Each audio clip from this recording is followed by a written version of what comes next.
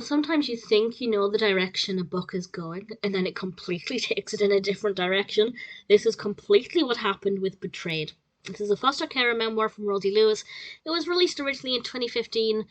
The first time I read it would have been about 2019, maybe. And I recently reread it, and I'd completely forgotten what happened in the second half of the book, so it really took me by surprise. And I can say it's very well written. It's very gripping. It's surprising. The first half is admittedly quite slow, but once it actually gets underway, it's definitely worth reading. Rosie is fostering a 13-year-old girl called Zadie, and Zadie was actually found out on the streets late at night because she'd run away from home.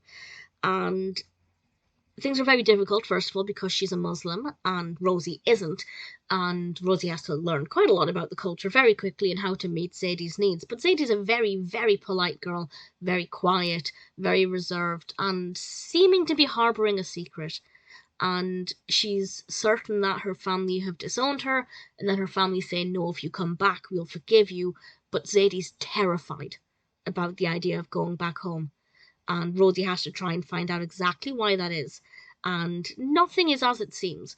And I have to say, from a cultural perspective, it's very interesting and educational for me to learn about Zadie's needs and what her faith requires of her, and things that I was going to say is willing to do, but that's not quite what I mean. When you get to the discussion about her clothing and what one of the other characters suggests to her, it's very interesting to kind of see an almost middle ground, and a suggestion that religion doesn't have to be about extremes. But this is not what Zadie's facing for the most of it. There are extreme pressures because of her religion and her family's beliefs, and things are very, very difficult for her, to say the very least. And part of me really wants to talk about these things, but at the same time, I don't want to go into any real detail because I don't want to ruin the narrative. It's absolutely worth reading. As I said, it is a bit slow to begin with, but once it gets underway, it's actually much, much more compelling than I could have imagined, because things that I did not expect start to come out, and I rather enjoyed it. Definitely takes an interesting direction, definitely very educational and eye-opening, and also the spoons. If it teaches anybody one thing, the spoons could save a life.